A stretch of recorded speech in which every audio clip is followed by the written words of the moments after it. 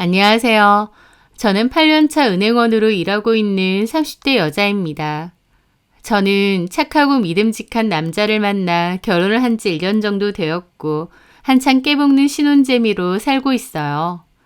저희 남편은 저희 친정 부모님께도 특히나 잘합니다. 어쩔 때는 저 없어도 저희 부모님을 따로 찾아가 식사도 하고 좋은 곳으로 모셔가서 드라이브를 할 때도 있고요. 전화도 자주 드리고 마치 친부모님처럼 잘하려고 노력하더라고요. 그런 모습이 너무 고마워서 저 역시도 시부모님께 잘하려고 노력하고요. 또 양가 부모님들도 서로 성격이 잘 맞으셔서 다 같이 모여서 식사를 하기도 하고 한 번은 시부모님 댁에 저희 부모님이 놀러 가신 적도 있으시죠. 제가 이 얘기를 주변에 하면 다들 놀라더라고요. 보통 사돈이라는 관계가 어렵고 불편할 수도 있는데 어떻게 그렇게 양가 부모님들이 다 잘 맞고 잘 지내느냐고요. 저는 그런 말을 들을 때면 이런 게 가족의 인연이 아닌가 싶다고 하죠. 그리고 한 번씩 그런 생각도 합니다. 지금의 남편이 아니라 과거의 전남친이랑 결혼을 했다면 어땠을까 하고 말이죠. 물론 안 해봐도 어땠을지 뻔하고 정말 최악이었을 것 같습니다. 저도 저희 부모님도 모두 상처를 참 많이 받았을 것 같거든요. 저에게 어떤 일이 있어서 파혼을 했는지 그 사연에 대해 말해보려 합니다. 저는 대학교를 졸업하고 은행에 취업을 했습니다. 그 은행은 지금까지도 줄곧 다니고 있고요. 그러던 어느 날 대학교 동기 모임이 생겼습니다. 그전에는 한 번도 없다가 동기 하나가 모임을 만들었던 거죠. 저한테도 참석하라고 연락이 왔고 저도 오랜만에 동기들도 보고 싶고 근황도 궁금해서 참석하게 되었습니다. 거기서 김동원을 다시 만나게 되었어요. 동원이는 같은 과 동기였고 오며 가며 인사와 간단한 대화 정도는 했던 친구였습니다. 따로 연락하거나 만날 정도로 가까운 친구는 아니었고요. 그런데 공교롭게 그날 자리에서는 저와 동원이가 가장 가깝게 앉았어요. 그렇다 보니 자연스레 둘이서 이런저런 대화나 근황에 관해서도 얘기를 많이 나눴죠. 동원이는 취준생이라고 하더라고요. 졸업하고 작은 회사에 취업해서 다녔는데 그 회사가 너무 작고 비전이 없었대요. 계속 다녀봤자 별거 없을 것 같아서 2년 정도 다니다가 결국 그만뒀다고 했고 지금은 자기가 원하는 회사를 가려고 취업 준비 중이라고 했죠. 동원이가 가고 싶어하는 회사는 외국어 점수도 상당해야 하고 특히 외국어 회화에 능통해야 한다고 하더라고요. 그 외에도 자격증이나 연수 경험 등 사회 경험도 많이 본다고 했습니다. 게다가 그 회사만의 시험이 별도로 있어서 그 시험까지 통과해야 된다고 하더라고요. 한마디로 들어가기가 까다롭고 힘든 회사였죠. 하지만 그만큼 연봉이나 복지가 굉장히 좋았습니다. 워라밸이 좋아서 다니는 사람들도 만족도가 높고요. 들어가기는 힘들지만 들어가고 나면 나오고 싶지 않은 꿈의 직장 같은 거더라고요. 내가 영어 점수가 좀 부족하거든. 학교 다닐 때 공부도 열심히 하고 그랬어야 되는데 너무 놀았던 것 같아. 그래서 원래 다니던 회사는 퇴직하고 새로 취직하려고 준비하는 거야? 원래는 회사 다니면서 이직을 준비하려고 했는데 전에 다녔던 회사가 엄청 박봉해 야근도 심했거든. 도저히 회사를 다니면서 이직 준비를 할 수 있는 여건이 안 되더라고. 너무 피곤하고. 그래서 차라리 하루라도 빨리 그만두고 다시 취업 준비를 제대로 하자 마음먹었지. 1년 전쯤에 퇴사하고 지금은 학원 다니고 도서관 다니면서 공부하고 있어. 힘들겠다 너. 힘들기는 한데 그래도 좋은데 취업하려면 그만큼 노력해야지. 동원이는 그 회사에 꼭 가고 싶어 했고 저도 잘할 수 있을 거라고 응원했습니다. 동원이가 너는 뭐 하냐고 했고 저는 은행에서 일하고 있다고 했습니다. 저보고 취업 잘했다면서 학교 다닐 때도 가만 보면 성실하고 열심히 하는 것 같더라고 하더군요. 저는 그 말에 웃으면서 우리 학교 다닐 때 별로 친하지도 않았는데 내가 성실하게 하는 걸 봤느냐 그랬죠. 그랬더니 동원이가 사실은 저한테 관심이 좀 있었다고, 근데 따로 말 걸거나 다가가는 게 창피해서 멀리서만 지켜봤다고 하더라고요. 저도 처음 듣는 이야기였고 괜스레 좀 쑥스럽더라고요. 하여튼 그날 동원이랑 많은 얘기를 나누었고 즐거운 시간을 보냈습니다. 그런데 다음날 모르는 번호로 연락이 왔어요. 보니까 동원이었더라고요. 다른 친구에게 제 번호를 물어봤다면서요. 제가 다닌다는 은행 근처에 왔다고 하면서 점심시간이면 같이 밥을 먹자고 했어요. 저희 은행 근처까지 왔다고 하니 저도 알겠다고 하고 나갔습니다. 그날 같이 밥을 먹었는데 저보고 전날 술 많이 먹어서 피곤할 텐데 마시라며 약국에서 샀다는 숙취 해소제랑 영양제를 챙겨주더라고요. 그게 고마웠고 참 섬세하고 다정하구나 싶었죠. 그리고 그날을 시작으로 서로 연락을 많이 주고받았습니다. 연락하고 만나고 그러다가 자연스레 연인으로 발전을 하게 되었죠. 저는 회사원이었고 동원이는 취준생이다 보니 데이트도 도서관 근처에서 주로 많이 하게 되었어요. 게다가 저는 돈을 벌고 있고 동원이는 아니다 보니 데이트 비용도 제가 낼 때가 많았죠. 동원이는 그런 걸 미안해했지만 저는 괜찮았습니다. 나중에 네가 원하는 곳에 취업하고 나서 그때는 네가 데이트 비용 많이 내라고 했죠.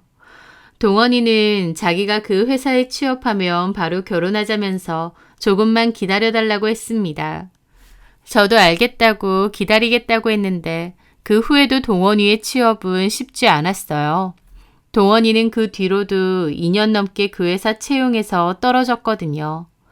처음에는 자신만만했는데 취업 준비생으로 3년이란 기간이 넘어가니 자신감도 떨어지고 몹시 힘들어 하더라고요. 너무 불안하다며 이렇게 계속 취업이 안 되면 어떡하느냐면서요.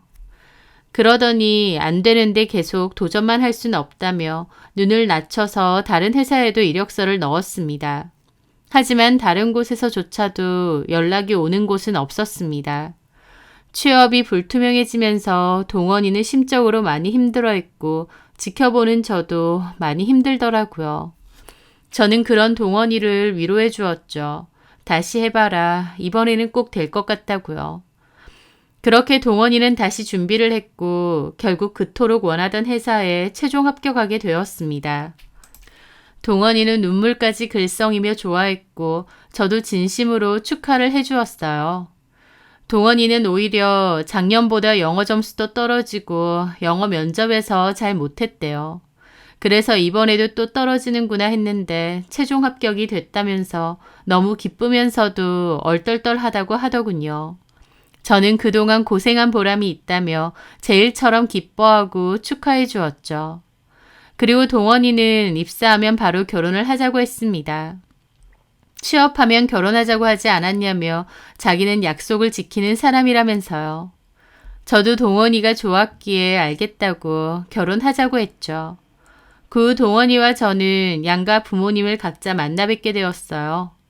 동원이 부모님을 만나 뵈러 간 날 동원이 어머님은 저에게 부모님은 뭘 하시냐고 물었고 저는 동네에서 슈퍼를 운영하신다고 했습니다. 동원이가 옆에서 작은 구멍 슈퍼 아니고 정육이나 과일 같은 것도 다 파는 큰 슈퍼라고 알려주었죠. 그랬더니 어머님 아버님도 좋아하시더라고요. 아유, 돈 잘 버시겠네. 슈퍼 운영하시면. 그냥 엄마 아빠 두 분 지내시는 데는 충분한 정도예요. 그렇구나. 그럼 우리 동원이는 슈퍼집 사이 되는 거네. 앞으로 뭐 살 거 있으면 사돈댁 가서 사야 되는 건가? 뭐 하러요, 어머니. 큰 마트도 많은데. 그래도 이왕이면 사돈이 하시는 슈퍼를 가야지. 그 말에 저도 웃었고 분위기는 화기애애했습니다. 어머님은 제가 은행원인 것도 마음에 들어 하셨고 저희 집 형편이 나쁘지 않은 것도 마음에 들어 하셨어요. 그런데도 어머님은 저에게 이렇게 말하시더라고요. 우리 동원이 그 회사 어렵게 들어가서 지금은 잘 다니고 있잖아. 네, 그렇죠. 그 회사 예진이 너도 알겠지만 꽤 좋은 회사잖아. 네, 맞아요. 연봉도 대기업만큼 좋고 이래저래 너무 괜찮지. 내 친구들한테 우리 동원이 연봉 얘기해 주니까 주변에서 서로 소개해 달라고 난린 거야. 그 말씀에 저는 어색하게 웃었죠. 그래요? 그럼 내 아들이라서가 아니라 인물 좋아, 성격 좋아. 거기다가 이제 회사도 번듯한 데 다니고. 근데 내가 손살에 쳤다. 우리 아들 이미 임자 있다 그랬어. 네. 좋은 데 들어갔다고 옆에서 기다려준 여자친구 헌신짝처럼 버리고 그런 남자 아니지 우리 아들은. 의리가 있잖아. 그렇지 않니 예진아? 네, 그렇죠. 어머님 말씀은 동원이가 번듯한 회사에 들어갔기 때문에 더 좋은 선자리도 있긴 한데 저와의 의리 때문에 결혼을 한다는 말씀 같았습니다. 제 입장에서 썩 듣기 좋은 말은 아닐지언정 그래도 그냥 웃으면서 들어 넘겼어요. 그 후로 결혼 준비를 조금씩 이어나갔고 양가 상견례를 하기로 했습니다. 그런데 저희 아빠가 상견례 때 계속 걱정을 하시는 거예요. 동원이네 부모님들은 아빠 상태가 이런 거 알고 있지? 동원이가 당연히 얘기했을 거예요. 그리고 아빠가 뭐 어때서 자꾸 그러세요. 하지만 아빠는 그럼에도 걱정을 하셨습니다. 사실 저희 아빠는 하반신 마비로 늘 휠체어를 타고 다니세요. 과거에 교통사고가 크게 있었고 그 일로 인해 하반신 마비가 되셨거든요. 원래는 다른 일을 하셨는데 사고 후 더 이상 다리를 못 쓰시게 되면서 엄마랑 슈퍼를 운영하시게 된 거였어요. 예전에는 활발하고 운동도 잘하시고 특히 달리기도 잘하던 아빠셨는데 더 이상 다리를 못 쓰게 되니 초반에는 상실감도 크시고 많이 힘들어 하셨어요. 저랑 엄마도 그런 아빠가 안쓰러워서 참 많이 울었고요. 하지만 아빠는 다리를 쓰지 못하는 현실을 받아들이셨고 그 후에는 씩씩하게 잘 지내셨어요. 다리를 움직이지 못하니 불편하신 부분은 분명 있겠지만 또 그런대로 익숙해지니 저희 가족 모두 아무렇지 않았습니다. 그런데 제 결혼을 앞두고 아빠가 걱정을 하시는 거였어요. 저도 동원이네 부모님은 한 번밖에 못 봤고 제가 그런 말씀을 따로 드리진 않았지만 동원이가 어련히 알아서 예비 시부모님께 말씀드리지 않았을까 싶었습니다. 전에 제가 한번 말씀드리라고 한 적도 있고요. 그래서 아빠한테도 괜히 그런 생각 마셔라 그랬죠. 그러게 상견례 당일날 저희 가족도 상견례 장소에 도착했습니다. 트렁크에서 휠체어를 꺼냈고 엄마와 아빠를 부축해서 휠체어에 태워드렸죠. 그리고 상견례 장소였던 한정식 집의 룸에 도착을 했습니다. 직원의 안내로 문을 열고 안으로 들어갔는데요. 그런데 그 순간 웃으면서 저희 가족을 맞이하던 어머님의 표정이 삽시간에 확 어두워지는 겁니다. 저희 아빠의 휠체어를 보고요. 엄청 놀라신 건지 입까지 떡 하시더라고요. 그렇게 놀라시는 표정은 저희 부모님도 다 봤죠. 저도 당황했고요. 저희 부모님은 애써 모르는 척하면서 인사를 드렸습니다. 벌써 오셨네요. 저희도 좀 더 일찍 나왔어야 했는데 예진이 아빠 되는 사람입니다. 아, 예. 안녕하세요. 동원이 아빠 되는 사람입니다. 그렇게 아버님과 아빠도 악수를 하셨어요. 그런데 그때까지도 어머님은 표정이 안 좋은 채로 저희 아빠를 보고 계시더라고요. 저는 속으로 동원이가 따로 말씀을 안 드렸나 싶어서 어머님의 반응이 당황스럽기도 했습니다. 동원이가 당연히 말씀을 드렸을 줄 알았거든요. 게다가 설령 모르신다 하셔도 처음엔 놀라실 수도 있지만 그래도 보통은 상대방을 생각해서 표정을 감추지 않나요? 하지만 어머님은 여전히 놀란 얼굴로 아빠를 보셨습니다. 저희 아빠도 느꼈는지 민망한 눈치였고요. 어머님은 저희 아빠 휠체어를 빤히 보다가 그러시더군요. 아니, 다리를 어떻게 이렇게까지 다치신 거예요? 다리를 아예 못 쓰시는 건가요? 제일 첫 마디가 저 말이었습니다. 저는 속으로 너무 무례하다는 생각이 들었어요. 하지만 저희 아빠는 웃으며 그러시더군요. 하하, 예. 제가 10년 전에 사고가 나서 다리를 못 씁니다. 휠체어 없이는 거동이 좀 불편한 상태입니다. 어머님의 노골적인 반응에 아빠도 무안해하시는 게 보였고 저도 너무 기분이 안 좋더라고요. 그러면서 속으로 왜 동원이는 어머님 아버님한테 미리 말씀을 안 드렸지 싶기도 하고요. 결혼 이야기가 나왔을 즈음 제가 동원이에게 어렴풋이 얘기한 적이 있습니다.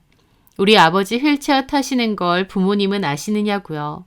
그랬더니 동원이가 부모님께 말씀드리겠다고, 근데 그게 뭐 큰 문제도 아닌데 중요하냐고 대수롭지 않게 얘기를 했었죠. 그 반응에 저도 어련히 얘기했겠거니 하고 말았던 거고요. 그런데 어머님이 너무 정색하면서 저희 아버지 휠체어만 힐끗거리니까 그 반응이 불쾌하고 불편하더라고요. 어쨌든 상견례는 그렇게 시작이 되었고 식사도 하면서 간단한 대화를 나누었습니다. 하지만 그때까지도 어머님은 별다른 말씀도 없이 밥만 드시더라고요. 그 전에 제가 인사드리러 찾아갔을 땐 정말 말씀을 많이 하셨는데 상견례 날은 굳은 표정으로 아무 말 없이 식사만 하시는 겁니다. 그렇게 이런저런 대화를 하다가 저희 결혼식 얘기가 나왔는데 어머님이 대뜸 저희 아버지에게 그러시는 거예요. 근데 딸 결혼식도 못 보셔서 속상하시겠네요. 저도 저희 부모님도 처음엔 그게 무슨 뜻인지 몰라서 어리둥절했죠. 네? 무슨 말씀이세요, 어머니? 휠체어 타고 거기 앉아 계시기도 힘들 거고 또 신부 입장은 어떻게 해? 휠체어 타고 신부 입장 같이 할 수도 없고. 라는 겁니다. 어머님의 말에 저는 너무 황당했어요. 그게 무슨 말씀이시냐 따지려는데 갑자기 아빠가 제 팔을 탁 잡으시더니 하하, 예, 딸 결혼식장에 애비가 휠체어 타고 들어가면 보기가 좋지는 않겠죠. 그런 부분은 저희가 잘 얘기해 보도록 하겠습니다. 그러시는 겁니다. 저는 어머님의 행동이 너무 화가 나고 또 아빠의 말씀도 가슴이 너무 아팠어요. 지금 생각해보면 어머님이 말도 안 되는 말을 하셨을 때 결혼이고 뭐고 안 한다고 뒤집어 엎었어야 했는데 저도 성격상 소심하기도 하고 그런 용기까진 나지 않아서 그냥 가만히 있었어요. 그게 지금도 참 후회가 되네요. 어쨌든 어머님이 저런 말도 안 되는 소리를 하셨는데 남친도 그 옆에서 자기 엄마를 말리지도 않고 가만히 앉아 있는 거예요. 그걸 보는데 얼마나 정이 떨어지던지요. 엉망인 분위기 속에서 상견례 자리는 끝이 났고 저는 집에 가자마자 남친에게 전화해서 따졌습니다. 어머님 왜 그러시는 거야? 어떻게 그렇게 무례하게 말하셔? 그리고 너는 우리 아빠 휠체어 탄다고 그거 말씀드리라고 했잖아. 네가 말씀드린다며. 미안해. 깜빡했어. 얘기한 줄 알았는데. 아니, 그리고 아무리 모르셨다고 해도 어떻게 사람을 그렇게 쳐다보셔? 게다가 우리 아빠더러 결혼식 참석하지 말라고? 어떻게 그런 말을 하실 수가 있어? 그리고 너도 그래. 어머님이 그런 말도 안 되는 소리라면 옆에서 말릴 생각을 해야지. 너 가만히 있더라? 그건 어른들 얘기하시는데 내가 끼어들 상황이 아닌 것 같아서 그랬지.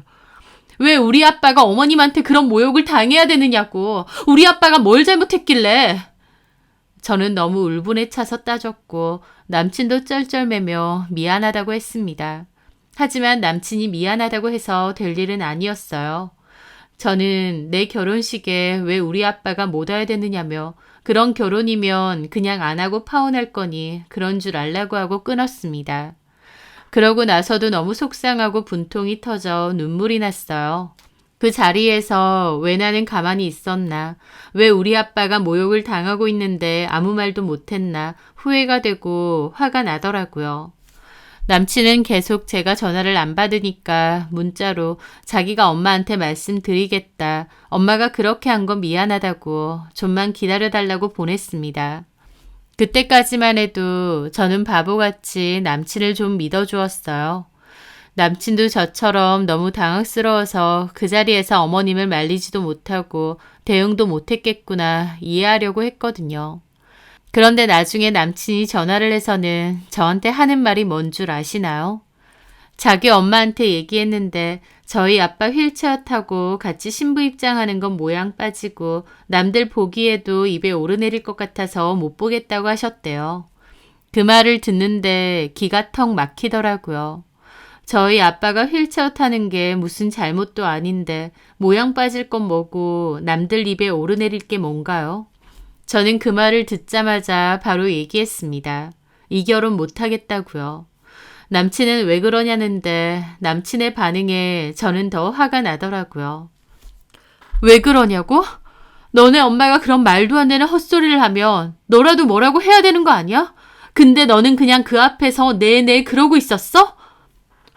아, 내내 하지는 않았는데.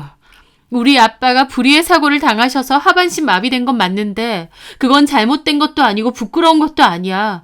근데 너하고 너네 엄마가 뭔데 우리 아빠를 그렇게 만들어? 나 너무 기분 나쁘다. 이 결혼 안 할래. 우리 아빠가 얼마나 좋은 아빠인데 아빠 가슴에 상처 주면서까지 이런 결혼 하고 싶지 않아. 우리 결혼도 없던 일로 하고 그냥 헤어지자. 예진아, 우리가 어떻게 헤어져? 왜 못 헤어져? 그럼 너네 엄마 말대로 우리 아빠라도 빼고 결혼식 하자는 거야? 뺄 거면 너네 엄마나 빼. 예진아, 너 기분 나쁜 건 알겠는데 아무리 그래도 너네 엄마라고 하는 건 좀 아니지. 왜 못해? 너네 엄마는 더 막말도 하는데. 그만하자. 나도 너랑 결혼 못하겠어. 그렇게 방에서 한바탕 싸우고 전화를 끊었습니다. 너무 화도 나고 속상하고 울컥한 기분으로 한참을 울었죠. 그런데 제가 방에서 싸우고 울기까지 하니까 저희 아빠는 너무 미안하셨던 것 같아요. 아빠가 나중에 제 방에 오셔서는 아빠가 미안하다고 아빠는 굳이 결혼식 안 가도 되니까 신경 쓰지 말라고 하시는 거예요. 그 모습에 너무 속상해서 또 울었죠. 그리고 아빠한테 말씀드렸습니다. 아빠가 나한테 뭐가 미안해요. 나 이렇게 잘 키워주시고 지금도 내가 가장 사랑하는 사람인데 아빠가 그런 취급받고 아빠 가슴에 대못 박으면서 그런 결혼할 이유 없어. 오히려 내가 미안해 아빠. 아빠 그런 취급받게 하려고 결혼하겠다는 거 아닌데. 저는 그렇게 말하며 눈물을 흘렸고 아빠도 미안하다고 그리고 아빠를 위해 그렇게 말해줘서 고맙다고 하셨어요. 그런데 저는 파혼으로 완전 가닥을 잡았습니다. 그런데 이틀 뒤 남친 어머님이 전화를 하신 거예요. 모르는 번호라서 받아보니 남친 어머님이 다짜고짜 저한테 따지더라고요. 동원이한테 얘기 들었다. 결혼 깨자고 했다며? 네. 너 참 웃긴다. 결혼이 무슨 애들 장난인 줄 알아? 왜 결혼 깨졌는지는 얘기 안 하던가요? 뭐, 나 때문이라 그거니? 네. 어머, 얘, 너 그렇게 안 봤는데 참 말을 이상하게 한다. 그게 왜 나 때문이야? 너 때문이지. 제가 왜요? 너네 아빠 다리가 그런데 그거 속이고 말도 안 했잖아. 제가 속였다고요? 어머니, 아니 김동원 어머니. 뭐? 김동원 어머니? 네. 아니면 아줌마라고 불러드릴까요? 도대체 저희 아빠가 휠체어 타는 게 아줌마랑 무슨 상관이라고 이러세요? 저희 아빠가 아줌마한테 무슨 피해라도 끼쳤나요? 그리고 제가 속였다고요? 아니요. 저는 분명히 아줌마 아들한테 얘기하라고 했어요. 아줌마 아들이 한다고 했고요. 그리고 저랑 아줌마랑 상견례 전에 한 번 본 게 단데 그날 제가 먼저 나서서 저희 아빠 휠체어 타시는 거 아시냐 그 얘기를 했어야 된다는 건가요? 저는 어련히 아신다 생각했고 또 설령 모르신다 한들 그게 뭐라고 아무 상관없다고 생각했습니다. 저희 아버지가 장애인인 것이 도대체 어머님하고 무슨 상관이 있는데요? 어머 얘 말하는 싸가지 봐. 그전에는 나한테 어머님 잘하는 척하더니 다 가면이었네. 너 무섭다. 이제 본성 나와? 너네 아빠 장애인인 게 왜 나랑 아무 상관이 없어? 결혼하면 우리 동원이의 장인이 되는 사람인데 왜 나랑 상관이 없냐고. 어디서 속여놓고. 라는데 말도 안 통하고 통화를 더 길게 하고 싶지도 않더라고요.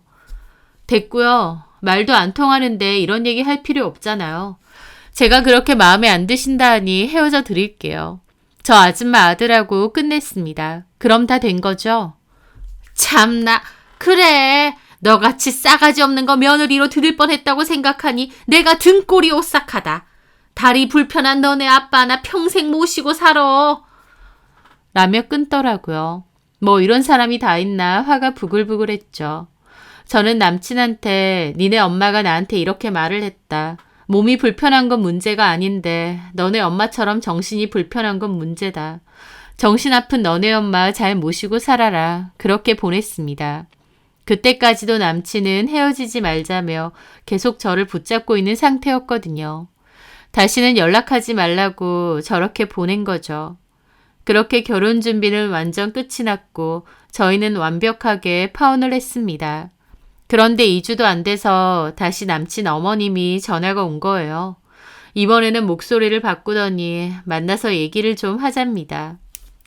예, 만나서 얘기 좀 하자. 그때는 너나 나나 너무 흥분 상태였어. 할 얘기 없습니다. 끊겠습니다. 앞으로는 전화하지 마세요. 너 어른이 이렇게까지 말하는데 그렇게 싸가지 없게 해? 얘기 다 끝나지 않았나요? 파혼했는데 무슨 할 얘기가 있어서 이러시는데요. 누구는 뭐 하고 싶어서 이래? 동원이가 하도 힘들다 어쩌다 하니까 나도 마지못해 전화한 거 아니야. 아휴, 됐다 그래. 내가 내 아들을 단념시키고 말지. 솔직한 말로 나 너네 집도 별로 마음에 안 들었어. 너도 그냥 그렇고. 내 아들 이제 빵빵한 회사 잘 다니고 있고 연봉이 얼만데. 톡 까놓고 너 정도 되는 여자 얼마든지 만날 수 있어. 내 주변에도 동원이 파혼했다고 하니까 서로 소개시켜달라더라. 우리 동원이 다니는 회사랑 연봉 듣고는 선짜리 차고 넘쳐. 너 아니라도 결혼하겠다는 여자 줄을 선다. 그 말에 저도 모르게 웃음이 막 났습니다. 제가 막 웃으니까 그 어머님도 당황해 하시더라고요. 얘가 실성을 했나? 어머니, 아니 아줌마, 마음대로 하세요. 선짜리가 그렇게 차고 넘친다고요. 그 선짜리 어디 실컷 해보세요. 그런데 그 선짜리 다 회사 보고 오는 거 아닌가요? 그 회사 타이틀 그거 계속 쓸 수 있으려나 모르겠네. 제 말에 어머님도 어리둥절해 하더라고요. 그게 무슨 소리야? 무슨 소리냐고요? 아줌마 아들이 다니는 그 회사 그거 사실은 우리 아빠가 꽂아준 거예요. 아무것도 모르면서. 뭐? 너 말도 안 되는 소리를 해? 너네 아빠가 뭔데 내 아들을 그 좋은 회사에 꽂고 말고 해? 그 좋은 회사 대표이사 때문에 우리 아빠 다리가 그렇게 된 거거든요. 뭐? 네, 저희 아빠가 사고를 당하신 이유가 있었습니다. 그 회사의 대표이사님은 저희 아빠랑 같은 고향 출신이세요. 그 대표님은 고향에서도 완전 자수성가한 사람으로 유명했는데 저희 아빠랑은 고향 때부터 형님 동생 하면서 친한 사이였죠. 두 분은 자주 만나시고 등산이나 낚시도 잘 가셨는데요. 한 번은 두 분이 놀러 가셨다가 교통사고가 났다고 했습니다. 원래는 그 대표분이 차에 칠 뻔했는데 저희 아빠가 달려와서 그 대표분을 밀치고 대신 차에 치인 거였죠. 그 일로 저희 아빠는 큰 수술을 여러 번 받으셨고 결국 하반신 마비가 되셨어요. 너무 큰일이었고 절망적이기도 했지만 한편으론 그래도 아빠의 목숨만은 지킬 수 있어 너무 다행이더라고요. 그 대표님은 저희 아빠에게 너무 미안해했습니다. 저희 가족들한테도 많이 미안해 하셨지만 아빠가 나서서 하신 일이고 그분 잘못도 아니었어요. 그럼에도 대표님은 아빠의 병원비며 재활 치료비도 본인이 다 내주고 보상금조로 저희 엄마랑 아빠가 운영하시게 지금의 슈퍼도 차려주셨습니다. 아빠가 다리를 다침으로써 일을 못하게 되니 슈퍼를 차려주신 거죠. 그 후에도 저희 부모님과 자주 왕래를 하며 여전히 잘 지내고 계세요. 그 대표님 입장에선 저희 아빠가 생명의 은인이자 본인 대신 다쳐서 늘 미안한 사람이었는데요. 저도 그 대표님을 여러 번 봐서 알긴 알고 큰 회사를 운영하신다는 정도는 알았어요. 그런데 그 회사가 동원이가 그토록 들어가고 싶어하는 회사라는 건 나중에야 알게 되었습니다. 저는 아빠에게 동원이가 그 회사를 너무 들어가고 싶어 하는데 매번 떨어진다는 얘기를 했고 저희 아빠는 미래의 사회를 위해 그 대표님께 특별히 부탁을 했던 거예요. 저희 아빠가 슈퍼 받은 거 말고는 대표님께 따로 부탁을 한 적이 한 번도 없는데 그런 저희 아빠가 처음으로 부탁을 하니 그 대표님은 알겠다고 약속을 하신 거죠. 다만 이러한 사실은 동원이에게 따로 말은 하지 않았습니다. 알게 되면 자존심도 상할 것 같아서 나름 배려 차원에서 말 안 했던 건데 이미 파혼도 했고 게다가 다 끝난 마당에 저한테 모욕을 퍼붓는데 제가 더 이상 참아줘야 될 이유가 없잖아요. 제 얘기를 들은 김동원 어머님은 몹시 놀라셨고 믿지 않으셨어요. 저는 믿든 말든 마음대로 하셔라. 그리고 다시는 연락하지 마셔라 하고 전화를 끊었죠. 저는 저희 아빠에게 그 모든 사실을 얘기했고 그 대표님도 저희 아빠에게 모든 얘기를 다 듣게 되셨어요. 대표님은 김동원을 몹시 괘씸하게 생각하셨죠. 사실 스펙도 그렇고 조건도 한참 모자란데 저희 아빠의 부탁으로 특별히 채용한 거잖아요. 그런데 이런 일이 있었다고 하니 그냥 두고 볼 수 없다고 하셨답니다. 그 후 얼마 지나지 않아 김동원은 지옥도 몹시 멀고 가장 외진 곳의 지사로 대기 발령이 났습니다. 말이 지사지 거의 작은 사무실이나 다름없는 곳이고 그 사무실 안에는 인원도 많지 않다고 했어요. 본사에서 반년밖에 일을 안 한 신입 직원이 그런 지사로 발령이 난다는 것은 사실 회사 생활에 있어서는 거의 끝이나 다름없는 인사 조치였죠. 김동원도 뒤늦게 그 모든 사실을 알게 되었던 것 같습니다. 본인 능력으로 들어간 게 아니라 저희 아버지의 도움이 있었다는 걸 뒤늦게 깨달은 거죠. 저한테 연락해서 미안하다, 자기 엄마가 사과하고 싶어 한다 하는데 이제 와서 저러는 걸 보니 지네 엄마랑 똑같구나 싶어서 더 정 떨어지더라고요. 게다가 김동원 엄마까지 연락해서 저한테 미안하다며 저희 아버지께 정식으로 사과드리겠다. 자기가 정말 잘못했고 이제 와서 보니 헛소리한 것 같다. 진심으로 반성한다면서 아주 생쇼를 하는 겁니다. 저 아니어도 얼마든지 괜찮은 며느리 얻을 수 있다고 큰소리치고 저랑 아버지 비난하고 모욕할 땐 언제고 이제 와서 저러는 게 참 우습더군요. 저는 더 이상 그 모자의 연락은 받을 필요가 없을 것 같아 모든 번호를 다 차단했습니다. 그 후 결국 김동원은 쫓겨나듯이 그 지사로 내려갔는데 2개월도 안 다니고 결국 그만뒀나 보더라고요. 아무 연고도 없는 지역인데다 본사하고는 대우 자체가 다르고 또 이미 대표의 눈밖에 났으니 본사로 다시 돌아온다고 해도 회사 안에서 입지는 답도 없는 상황이잖아요. 더 다녀봤자나 싶었는지 결국 그만두고 다시 취업 준비를 하고 있다더라고요. 그 회사에 그나마 오래라도 다녔으면 경력으로서 인정이나 받지 꼴랑 반년 넘게 다닌 게 전부니 어느 회사에서 좋게 생각하겠나요. 다른 대학 동기한테 건너서 들어보니 김동원은 다른데 취업도 못하고 여전히 빌빌거리면서 자기 엄마한테 원망만 엄청 퍼붓고 있다더라고요. 저는 그 후로 지인의 소개로 지금의 남편을 만났습니다. 다정하고 착한 사람이었고 저희 부모님한테도 잘하는 게 보여서 너무 좋았죠. 당연히 시부모님도 저희 아버지의 아픈 다리나 휠체어를 보고 그런 무례한 행동이나 언행은 조금도 하지 않으셨고요. 똥차 가고 벤츠 온다고 오히려 좋은 성품의 남편과 시부모님을 만나게 되어서 얼마나 다행인지 모릅니다. 장애는 선천적인 것보다 후천적인 경우가 더 많다고 해요. 그 누구나 장애를 얻을 수 있고 또 장애가 있다고 해도 다소 불편하긴 해도 불행한 일은 아니라고 생각합니다. 저희 아버지만 해도 처음엔 좀 받아들이기 힘드셨지만 시간이 좀 흐르고 받아들이니 휠체어 생활도 익숙해 하시고 행복하게 잘 지내시는데요.